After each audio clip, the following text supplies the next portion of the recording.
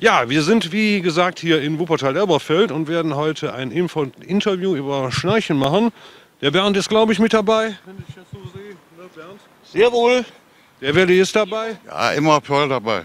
Ja, Burkhard. Immer dabei. Und nicht zuletzt der Thomas. Ja, auch wieder da. Ja, und der Kevin hinter der Kamera, den können wir leider nicht aufnehmen. Wir werden sicherlich einen informativen Tag haben und sagen auch schon mal Danke an Kevin für die vielen, vielen Aufnahmen.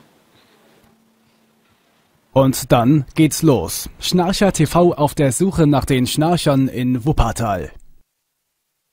Lieblingsschnarch. Kennen Sie was vom Schnarchen? Ja, freilich. Ja, freilich. Schnarchen Sie? Nee, mein Mann. Der Mann schnarcht. Und Sie hören das gar nicht, ne? Keine Zeit. Er sagt ja, ich schnarche auch, aber ich höre das ja nicht. Gegenschnarchen. Guck mal, ich bin jetzt so lange verheiratet. Ich müsste mal versuchen, mal mit einer Freundin. Vielleicht schnarche ich da nicht. Nee, das ist. Wenn Sie eine Freundin suchen, das habe ich auch versucht. Ja. Das gibt Kopfschmerzen. Da ist ja noch ruhig, das beruhigt ja. Aber schnarchen hört jeder. Nee, aber jetzt haben Sie ja nur das Schnarchen. Eine Freundin gibt noch Kopfschmerzen. Und beides wollen Sie nicht haben. Freundinnen geben also Kopfschmerzen. Ah ja. Auch Taxifahrerinnen schnarchen übrigens. Haben Sie schon mal hier und da Gäste, die vielleicht schnarchen? Nee, aber ich selber.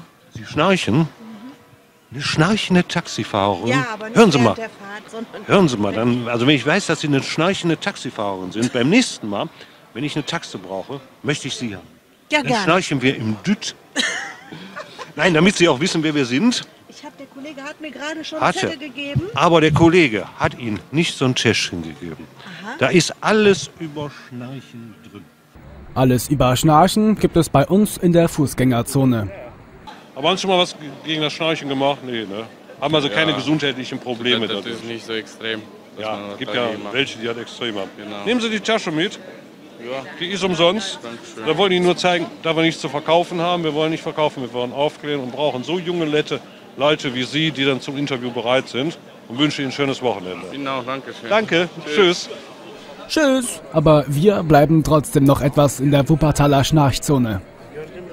Da ist einfach nur die Nacht vorbei und könnt ihr vergessen und dann...